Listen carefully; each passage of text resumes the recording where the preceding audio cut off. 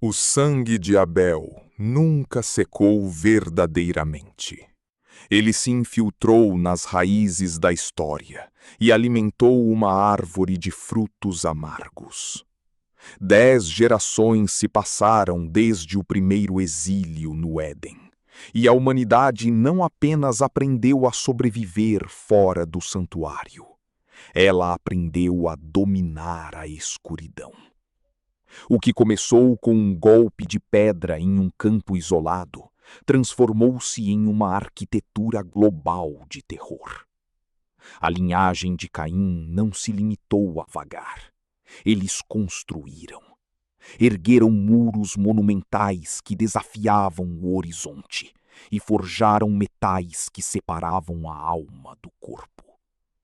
A música tornou-se o hino da soberba, e a terra soluçava sob o peso de impérios erguidos sobre o fundamento da violência. O mal não era mais um acidente, era a cultura. Era o ar que se respirava nas metrópoles de Pedra Negra. Enquanto a linhagem de Caim fundia o ferro e a guerra, um mistério ainda maior se desenrolava nas fronteiras da realidade. Gênesis nos fala de uma violação cósmica, um tempo em que os filhos de Deus contemplaram as filhas dos homens. Dessa união proibida surgiram os Néfilim, os caídos. Titãs de uma era esquecida, tiranos cuja força era alimentada por uma essência que não pertencia a este solo. Eles eram os homens de renome, mas sua glória era construída sobre o pavor. Sob o comando desses gigantes, a imaginação humana foi sequestrada. Agora, cada pensamento e cada plano que nascia no âmago do homem era apenas mal, continuamente. Lá do alto, o Criador contemplava sua obra-prima. Ele, que outrora moldou o homem com carinho na argila úmida, agora via uma criatura que mal reconhecia. O texto sagrado usa uma expressão que fere a alma. Deus se arrependeu. Não por ter cometido um erro de cálculo, mas pela agonia de um pai que vê seu filho escolher deliberadamente a própria destruição. O coração do Eterno se entristeceu ao ver que a vida, em sua forma mais pura, havia sido asfixiada pelo sangue. A justiça exigia um fim. No meio desse oceano de trevas, havia um homem cujo nome significava descanso: Noé. Ele recebeu o projeto de uma impossibilidade: construir uma arca de madeira de gofer no meio de um vale que nunca vira chuva. Por décadas, cada martelada de Noé foi um sermão ignorado. O som do metal contra a madeira ressoava como uma contagem regressiva que ninguém queria ouvir. As pessoas riam sob o sol escaldante, zombando do velho que calafetava um navio no deserto, enquanto ele cobria as juntas da estrutura com o betume negro, marcando o limite entre o refúgio e o abismo. A natureza, porém, sentiu o que o homem decidiu ignorar. Antes da primeira nuvem, os animais começaram a se mover em uma procissão sobrenatural. O instinto dos inocentes os guiava para a fortaleza de madeira, enquanto os tiranos celebravam suas últimas festas. Quando Noé e sua família cruzaram o limiar, o tempo da paciência de 120 anos evaporou. O momento mais aterrador não foi o primeiro trovão, mas o instante em que a porta monumental se moveu sem mãos humanas. Foi Deus quem fechou a porta. Aquele estrondo metálico e seco foi o som do fim da misericórdia. Lá dentro, a escuridão protetora de um útero. Lá fora, o último pôr do sol de uma civilização condenada. O mundo não terminou apenas com chuva, mas com o desespero das entranhas da terra.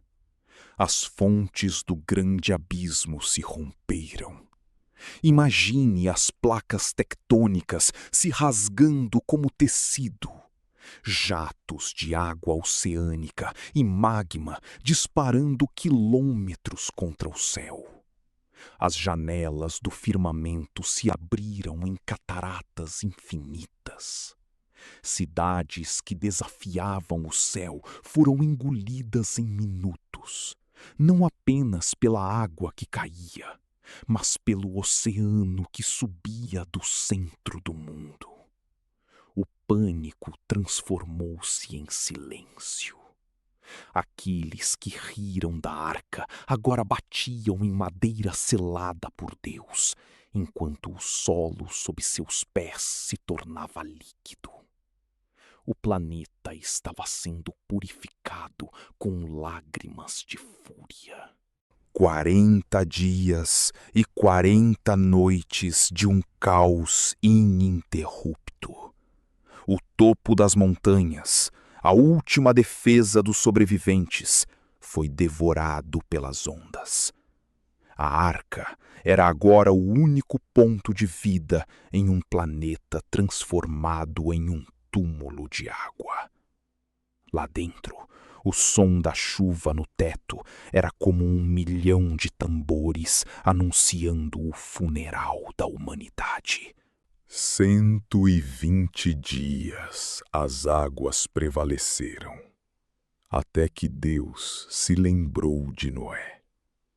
Um vento soprou sobre o abismo, o mesmo sopro que pairava sobre as águas no princípio da criação. O corvo foi solto, buscando em vão algum repouso entre os destroços de um mundo morto.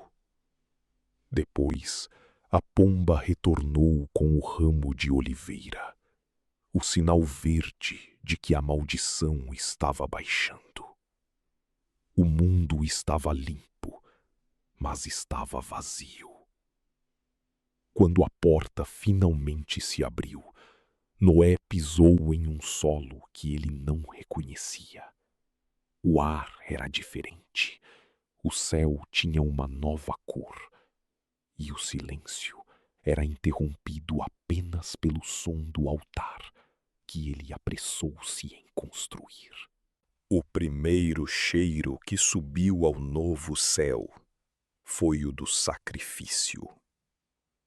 O Eterno colocou seu arco nas nuvens, um contrato de guerra encerrado, uma promessa de que as águas nunca mais seriam o instrumento de extermínio total. No entanto, o dilúvio lavou a terra, mas não pôde lavar o coração humano. A sombra de Caim ainda pulsava no sangue dos sobreviventes. Noé plantou uma vinha. O pecado encontrou uma nova brecha na embriaguez, e a semente da rebeldia começou a germinar no novo solo. O homem havia sido salvo do abismo das águas, mas ainda não fora salvo de si mesmo. O novo mundo mal havia começado a se repovoar, quando a velha ambição de ser como Deus ressurgiu das cinzas. A humanidade, agora unida por uma única língua, decidiu que não precisava mais olhar para o céu em busca de proteção. Eles construiriam seu próprio caminho até as estrelas. O medo do julgamento transformou-se na arrogância da arquitetura. No próximo capítulo de crônicas eternas, veremos o nascimento do primeiro império pós-diluviano e o dia em que o homem tentou novamente desafiar a soberania do Eterno. Prepare-se para a ascensão e a confusão da Torre de Babel.